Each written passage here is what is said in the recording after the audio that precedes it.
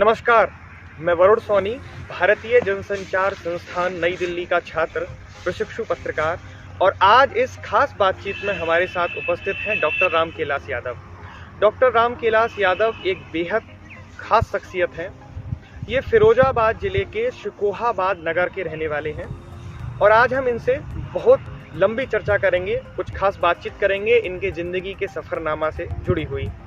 अगर इनके बारे में मैं परिचय दूं तो बहुत सी ऐसी बातें हैं जो बताने लायक हैं। नसूपुर सुजैती नाम के एक छोटे से निम्न मध्यम वर्गीय परिवार से आपने शुरुआत की और शिक्षा जगत के संघर्षों को झेलते हुए, उनकी लड़ाई लड़ते हुए आज डॉक्टर रामकेलास यादव भाजपा के प्रादेशिक राजनीति में अपना स्थान बनाए हुए हैं। बड़े ही दिलचस्प किस्सों के साथ, बड़ी ही दिलचस्प जिंदगी के साथ यहाँ तक का सफ़र आइए जानते हैं डॉक्टर रामकेलास यादव से। नमस्कार। नमस्कार। कैसे हैं आप? बढ़िया हैं वरुण जी। तो यादव जी, थोड़ा सा आप मुझे अगर ये बताएं कि आपके पास भारत सरकार के कृषि मंत्रालय में कोई दायित्व है, उसका नाम और आप थोड़ा पद मुझे बताएं, और जहां इस समय हम बैठे हुए हैं ये संस्थान क्या है, इसका क्या भूमिका है, इसके बारे में, और आपकी क्या भूमिका है इसमें, ये और थोड़ा बताएं। मेरा नाम डॉक्टर रामकेलास यादव है। मैं भारतीय जनता पार्टी पिछड़ा वर्ग मोर्चा उत्तर प्रदेश का उपाध्यक्ष हूँ और वर्तमान में जी केंद्र सरकार ने मुझे एक जिम्मेदारी दी है, राष्ट्रीय सहकारी विकास निगम कृषि मंत्रालय भारत सरकार, उसमें मुझे सदस्य नामित किया गया है जी। और जिस संस्थान में बैठे हुए हैं ये संस्थान का नाम है संत जनू बाबा एजुकेशनल ग्रुप। इसमें कई कॉलेजेस हैं। इसका मैं प्रबंध निदेशक MD हूँ। बहुत सुंदर। तो आपने जो अभी जो बताया सहकारी विकास निगम, इसके क्या मुख्य काम होते हैं, थोड़ा सा अगर बहुत शॉर्ट में आप मुझे बता दें। और संत जनू बाबा आपने अपने इस संस्थान का नाम क्यों रखा है, ये दो प्रश्नों के उत्तर बड़े शॉर्ट में अगर आप दें तो। संत जनू बाबा यहाँ इस क्षेत्र के बहुत ही श्रेष्ठ जी और कहना चाहिए उत्तम पुरुष रहे किसी जमाने में जी। उनकी इतनी यहाँ आसपास के 50 गांव में इतनी मान्यता है कि यहाँ किसी की शादी ब्याह होती है तो सबसे पहले दुल्हन को लेकर के यहाँ बाबा से मत्था टेकने आते हैं। और कितनी दूर है आपका आश्रम? इसी में मंदिर बना हुआ है, इसी कैंपस में मंदिर बना हुआ है। बहुत सुंदर। और इतना ही नहीं कि इस क्षेत्र में किसी की भैंस भी अगर गाय ब्याह जाए तो सबसे पहले दूध लेकर के बाबा के चरणों में आते हैं। इनकी बाबा की बहुत मान्यता है और इन्हीं के आशीर्वाद से मैं भी यहाँ तक पहुँचा हूँ। मैं बहुत ही गरीब परिवार से, यहाँ तक कि मेरे पास पढ़ाई के लिए भी पैसे नहीं थे। आप विश्वास नहीं करेंगे वरुण जी कि मैं ऐसे एक गरीब परिवार से आता हूँ कि उस जमाने में तो सरकारी विद्यालय थे, फीस भी ना के बराबर लगती थी। तो जैसे तैसे मैंने इंटरमीडिएट पास कर लिया। 1996 में मई के महीने में मैंने बाबा के चरणों में आकर के मैंने यहाँ डेरा डाल दिया कि मैं विद्यालय चलाऊंगा। और यहाँ तक कि 10 कुर्सियाँ मैं किराए पे टेंट से लेकर के आया अध्यापकों के लिए। उस समय पुराना जमाना था तो बच्चे अपना टाट लेके आते थे और मैंने विद्यालय शुरू कर दिया जी। और धीरे धीरे आज जो ये दिखाई दे रहा है, इस विद्यालय के पास लगभग 25 एकड़ जमीन हो गई है और 4-5 विद्यालय हैं, 2 डिग्री कॉलेज हैं, एक CBSE बोर्ड का जिस कैंपस में हम लोग बैठे हुए हैं ये सेंट JB ग्लोबल एकेडमी, ये CBSE बोर्ड का इंटरमीडिएट कॉलेज है। सामने इंटरमीडिएट कॉलेज UP बोर्ड का भी है। 2 डिग्री कॉलेज हैं, संत जनू बाबा एजुकेशनल कॉलेज और संत जनू बाबा महाविद्यालय। एक ITI कॉलेज भी है, संत जनू बाबा ITI कॉलेज। तो इस तरह से ये पूरा कैंपस है। और मुझे इस समय भारतीय जनता पार्टी ने एक नए दायित्व और दे दिया है, सदस्य राष्ट्रीय सहकारी विकास निगम। इसका काम है जितनी भी ये समितियां हैं, इन समितियों में जो फंडिंग करती है वो प्रत्येक प्रदेश में, वो हमारी इस टीम का काम है। अच्छा, युवाओं से रोजगार से जुड़ा हुआ, जो रोजगार से जुड़ा हुआ है, खासकर किसानों से, गांव से जो भी रोजगार है। एक आध कोई उदाहरण, जैसे क्या मतलब? जो सहकारी समितियां हैं, सहकारी समितियों से जो भी यहाँ कहना चाहिए गांव के लोग मछली पालन या कृषि से संबंधित उपकरण या जो भी कुछ अपना काम करना चाहते हैं तो हमारी ये जो टीम है वो फंडिंग करती है। तो इतना अच्छा शिक्षाविद हैं आप, इतने अच्छे संस्थान आपके पास है, इतने सोर्सेज हैं, फिर आपने राजनीति को क्यों चुना भाई साहब? देखिए ब्रॉड जी, जब मैंने देखा कि एजुकेशन एक्ट एक ही है या दो तरह की भेद थे, एक तरफ सरकारी विद्यालय में पढ़ाने वाले अध्यापक जिन पर मात्र 20% बच्चों को पढ़ाते हैं, दूसरी तरफ वित्तहीन विद्यालय में पढ़ाने वाले अध्यापक जिन पर माध्यमिक शिक्षा का उत्तर प्रदेश का 80% भार है, उसको सरकार 1 रुपया खर्च नहीं करती। और दूसरी तरफ जो 20% जिन पर शिक्षा का भार है, जिसमें एडेड कॉलेज और राजकीय विद्यालय के जो शिक्षक हैं, वो उन पर लगभग 56 अरब रुपया खर्च करती है। 56 अरब रुपया। 56 अरब। लेकिन दूसरी तरफ वित्त विहीनों पर 1 रुपया सरकार नहीं देती है जी। तो ये मेरे दिल दिमाग में आया, इसके लिए मैंने शिक्षकों के लिए संघर्ष शुरू कर दिया। कई बार लखनऊ में विधानसभा के सामने हम लोगों ने धरना प्रदर्शन किया, कई बार लाठीचार्ज हुए, हम लोगों को जेल तक जाना पड़ा।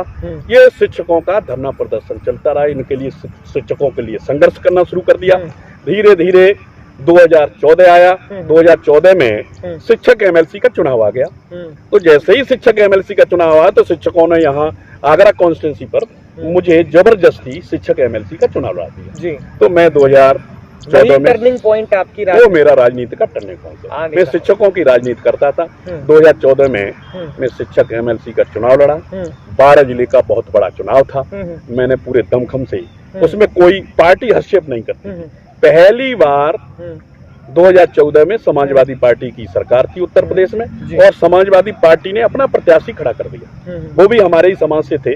तो कुल मिलाकर के उन्होंने हमारे कई पोलिंगें डंप भी कर ली, यहाँ तक कि बड़ी अनियमितताएं हुई उस चुनाव में। उसके बावजूद भी उनका भी, समाजवादी पार्टी का कैंडिडेट भी नहीं जीत पाया, मैं भी तीसरे स्थान पर रहा, और इस तरह से मैं राजनीति में। डॉक्टर साहब, मुख्य जो बात है वो ये है कि 2014 में आपने एमएलसी का चुनाव लड़ा। मेरे पास जो आंकड़े हैं जी, 2017 में आपने भाजपा से शायद विधायकी का पद की उम्मीदवारी के लिए आवेदन किया या फिर मांग रखी जी। 2019 में आपने संसदीय के लिए भी टिकट चाही, और आप ही के समय में पहली बार अब तात्कालिक राष्ट्रीय अध्यक्ष श्री अमित शाह जी का शायद यहाँ दौरा भी रहा जी, और आपकी सीट भी निकली।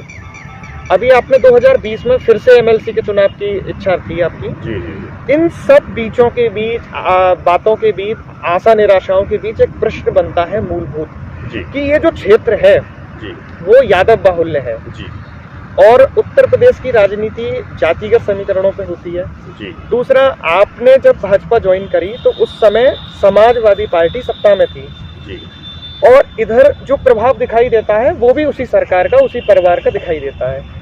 मेरा सीधा आपसे प्रश्न है, आपने भाजपा को ही क्यों चुना? कहा कि भारतीय जनता पार्टी एक ऐसी पार्टी है जो सर्व समाज की सर्व कहना चाहिए स्पर्शी, और इसमें सही मायने में देखा जाए तो ये लोकतांत्रिक पार्टी है। तो मैंने मन बनाया कि मुझे भारतीय जनता पार्टी ज्वाइन करना चाहिए। मैंने भारतीय जनता पार्टी 2014 में ज्वाइन की। तब से लेकर के मैंने लगातार मैं पार्टी का काम कर रहा हूँ। जो भी पार्टी मुझे दिशा निर्देश देती है मैं काम करता हूँ।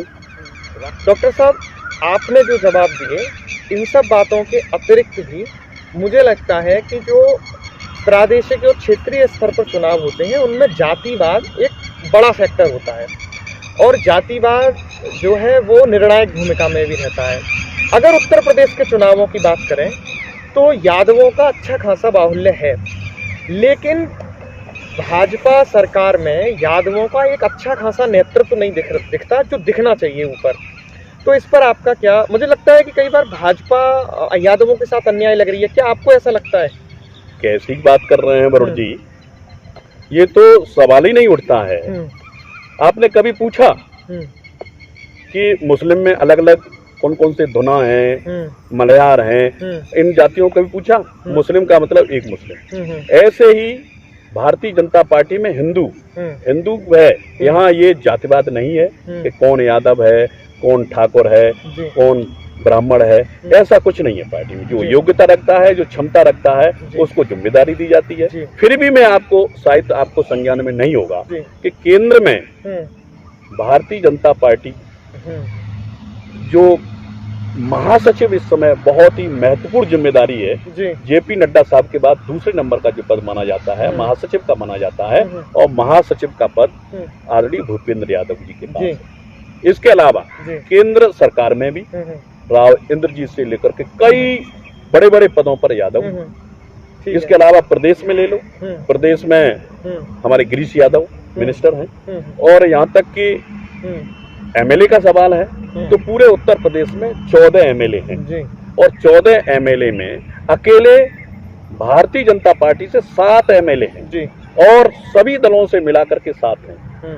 तो बताइए ये कहाँ से आ गया कि जी। यादवों को तवज्जो नहीं दिया जा रहा है? जी, जी, जी। ऐसा कुछ नहीं है। ये भारतीय जनता पार्टी सर्व समाज की पार्टी है, सर्व स्पर्शी बात है, सबको साथ लेकर के चलने वाली पार्टी है। इसमें हिंदू मुस्लिम ऐसा कुछ नहीं जी।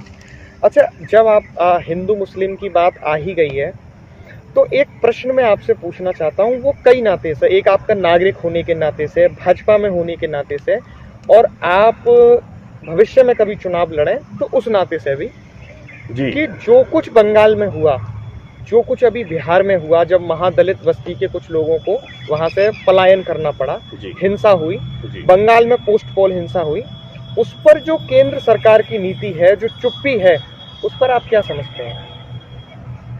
केंद्रीय नेतृत्व पर हमें पूरा विश्वास है, आदरणीय मोदी जी पर और आदरणीय अमित शाह जी पर हम लोगों को पूरा विश्वास है। जी, मैं एक्शन की आपको बात कर रहा समय हूं। लगेगा। जी जी जी। बिल्कुल समय लगेगा जी। ये हमारा लोकतांत्रिक पार्टी है, सरकार भी हम लोकतांत्रिक तरीके से चला रहे हैं, इसमें समय लगेगा, लेकिन निश्चित रूप से उनके खिलाफ कार्रवाई होगी, ये हम आपको विश्वास दिलाना चाहते हैं। जी, आपको विश्वास है इस बात पर? पूरा विश्वास है हमें, पूरे केंद्र पे अपने माननीय मोदी जी पर पूरा विश्वास है, तो वहाँ बिल्कुल निर्णय उचित होगा। भाजपा में आपके अनुभव कैसे रहे, व्यक्तिगत अनुभव बताइए जरा। हमें तो बहुत अच्छा लगा है, यहाँ हमारा समाज हर जगह से सम्मान है, और भारतीय जनता पार्टी मुझे ही नहीं, जो भी भारतीय जनता पार्टी में काम करता है यहाँ उसका सम्मान है। और यही एक ऐसी पार्टी है कि पता नहीं कहां से कहां बैठा दे, और पार्टियों में तो पहले से तय है कि इस समय फलाना राष्ट्रीय अध्यक्ष है और उसके बाद उसका बेटा ही राष्ट्रीय अध्यक्ष बनेगा, ये तय है पहले से जी। मैं पार्टियों के नाम नहीं लेना चाहता हूं जी। लेकिन भारतीय जनता पार्टी में ये पहले से तय नहीं होता है। छोटा सा बूथ अध्यक्ष भी हो सकता है वो राष्ट्रीय अध्यक्ष बन जाए, जैसे अमित शाह जी बूथ अध्यक्ष थे वो राष्ट्रीय अध्यक्ष बने। यहाँ कुछ भी संभव है जी।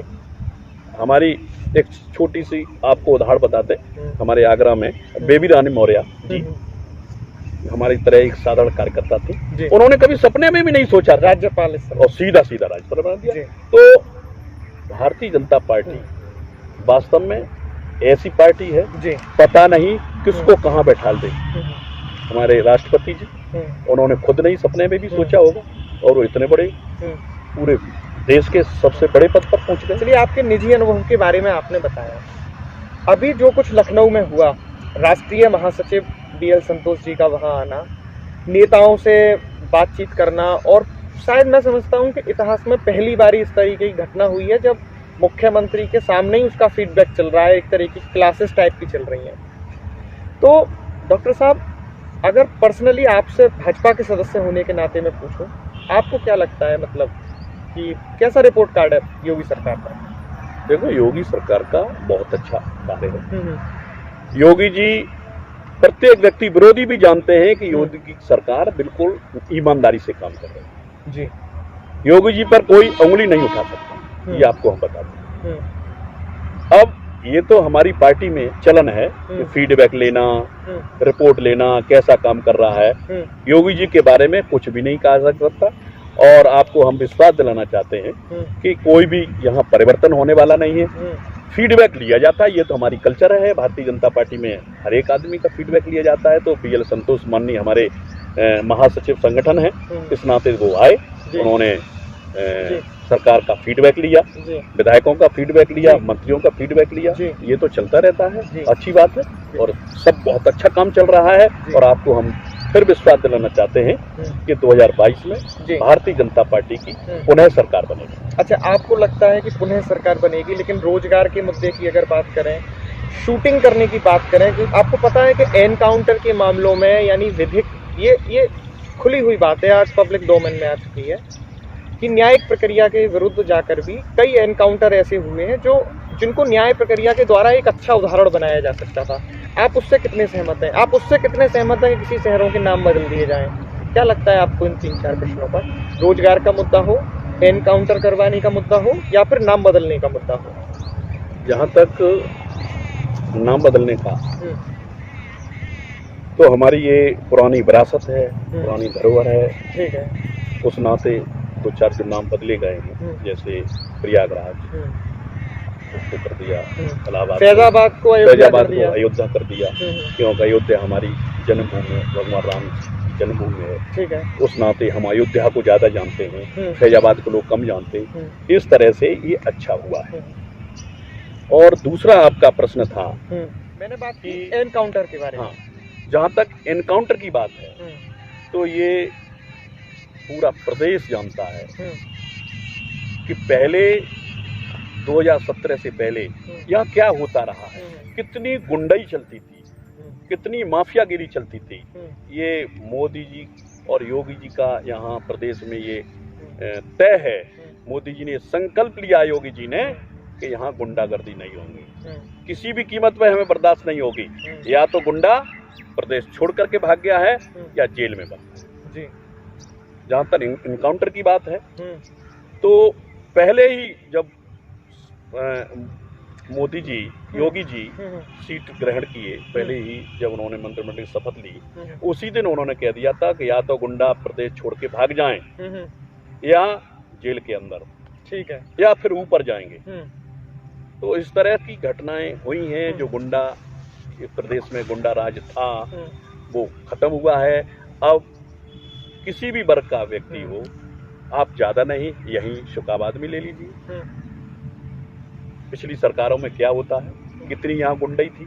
रोजगार भी एक मुद्दा है। रोजगार भी आपको बता दें, पहले रोजगार की तुलना में अभी रोजगार बहुत लोगों को मिल रहा है, चाहे वो भर्तियां हो, शिक्षकों की भर्तियां हो, पुलिस की भर्तियां हो, लेखपाल हो, चाहे वो सेक्रेटरी हो। ये पहले पैसे लेकर के रोजगार मिलता था।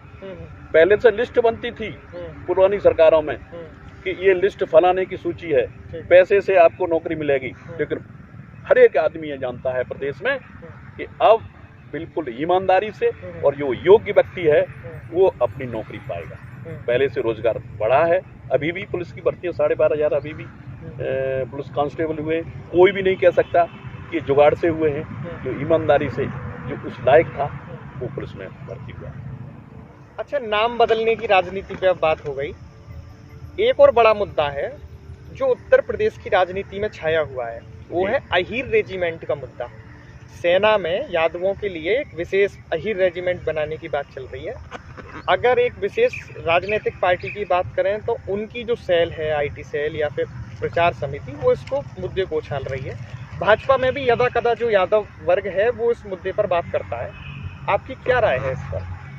गौड़ जी, शायद आपको नहीं पता होगा, मैं अखिल भारतीय यादव महासभा का प्रदेश का अध्यक्ष हूँ, उत्तर प्रदेश का। और इसको लेकर के हमारे राष्ट्रीय अध्यक्ष जी माननीय राजनाथ सिंह जी से इस विषय को लेकर के मिले हैं और उन्होंने सकारात्मक पक्ष रखा है। और हमें आशा ही नहीं बल्कि विश्वास है कि उस पर चर्चा चल रही है और सकारात्मक ही होगी। अच्छा, एक ये मुद्दा हुआ।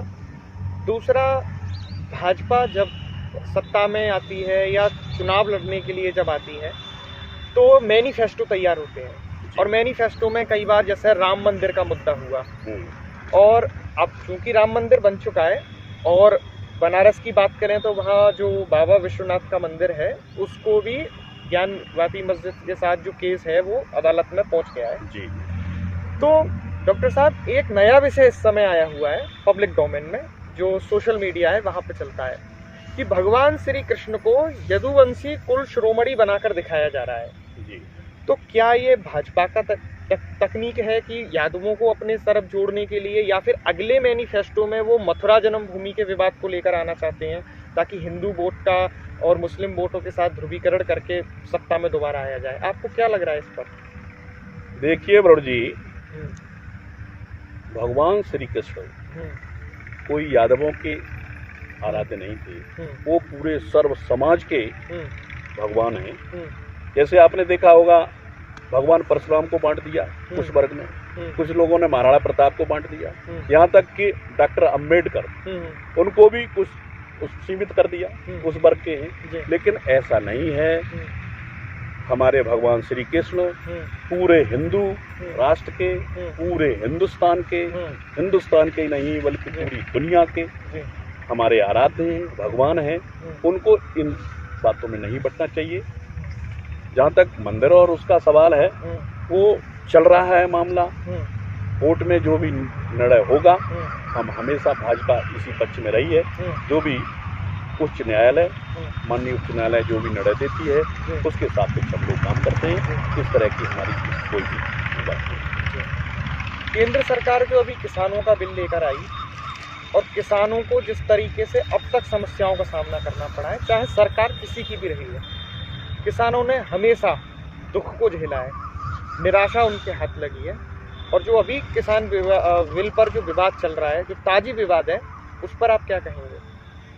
आपको मैं पूछना चाहता हूँ बरुण जी, 26 जनवरी को जो घटना हुई, उससे देश का सम्मान बढ़ा है, घटा है? मैं भी किसान हूँ, किसान का बेटा हूँ, मैं भी खेती करवाता हूँ, गांव में रहता हूँ। और यहाँ तक कि अक्सर मैं शाम का खाना गांव में ही खाता हूँ, चाहे अपने गांव में जाता हूँ या दूसरे गांव में, तो मैं किसानों का दर्द समझता हूँ। जो भारतीय जनता पार्टी किसानों के हितैषी है, वो जो किसानों का काम कर सकती है, वो कोई पार्टी नहीं कर सकती। आप देखिए, किसानों की जहाँ तक बात है, तो 2000 रुपये प्रति तिमाही के हिसाब से पूरे साल में 6000 रुपये, चाहे वो हमारा छोटा किसान हो, चाहे वो बड़ा किसान हो, सबको हमारी सरकार, भारतीय जनता पार्टी की सरकार दे रही है। किसान बहुत खुश है। और जो खेती काम करते हैं, देखिए जो वहाँ आंदोलन हो रहा था, आपको शायद पता होगा, उत्तर प्रदेश से एक भी किसान नहीं था। वहाँ जो काम कर रहे थे लोग, आंदोलन करने वाले थे, वो कुछ और ही लोग थे, उसमें से किसान नहीं थे। ये तो भाजपा हमेशा से कहती आई है कि वो किसान नहीं है। मैं आपको पूछना चाह रहा हूँ, बताओ, आप यहीं उत्तर प्रदेश के रहने वाले हैं, आप अलीगढ़ जनपद पड़ता है, आपके यहाँ से कितने किसान गए? एक का मुझे नाम बता दीजिए। मैं केवल प्रश्न कर सकता हूँ, मैं पत्रकार हूँ, मैं आपसे पूछ रहा हूँ। कोई किसान नहीं, उत्तर प्रदेश से कोई किसान नहीं। किसान बहुत खुश है। जी। किसान का जो भी उपज है वो सही रेट में बिक रही है। और मैं फिर बताना चाहता हूँ, किसान उत्तर प्रदेश का ही नहीं बल्कि पूरी इंडिया का किसान भारतीय जनता पार्टी से प्रसन्न है।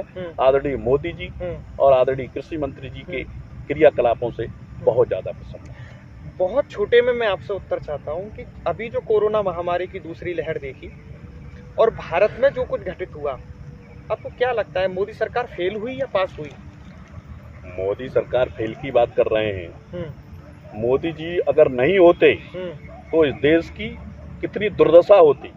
मोदी जी ने दूसरे देशों में भी यहाँ से दवा बनवा करके भेजी है। आपको पता होगा शायद कितनी डोज लग रही हैं रोजाना, करोड़ों में यहाँ डोज लग रही हैं, वैक्सीन लग रही हैं, और ये कंट्रोल है। मैं आपको विश्वास दिलाना चाहता हूँ,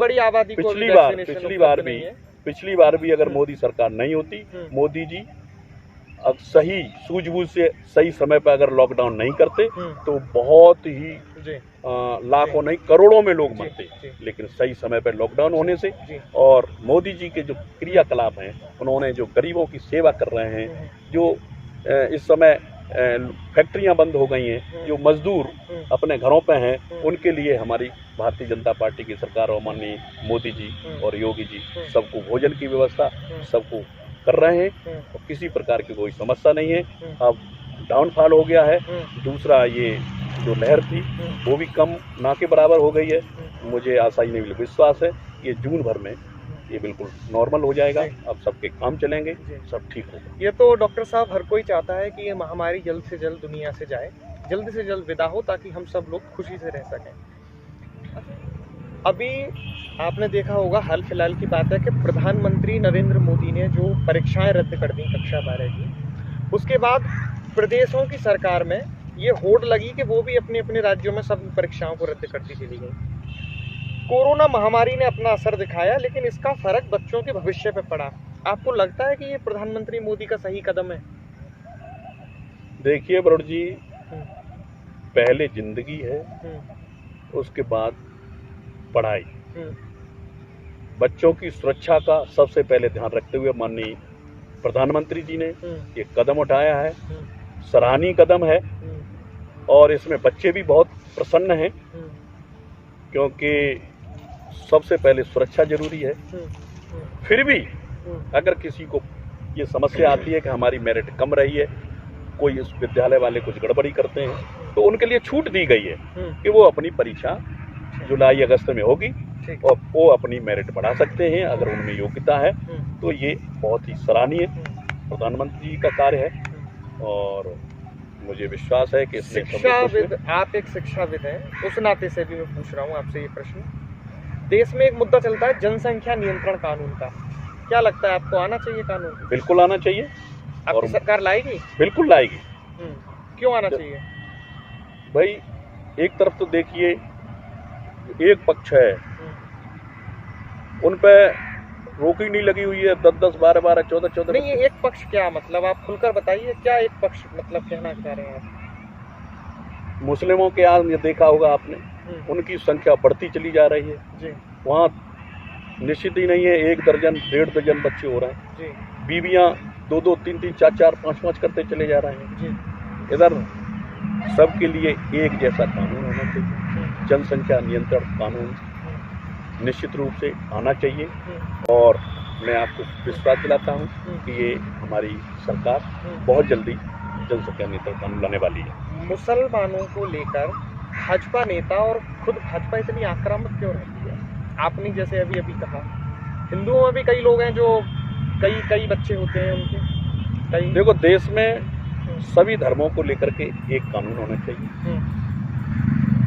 अगर वो हिंदू है। समान नागरिक संहिता की बात कहना चाह रहे हैं? बिल्कुल कहना चाह रहे हैं। हाँ, तो आप उसे खुलकर बताइए, क्यों समान नागरिक संहिता? इसलिए होना चाहिए कि अगर हिंदू है तो एक शादी करेगा, मुसलमान है तो वो 4 शादी कर सकता है। ये कहाँ का कानून है?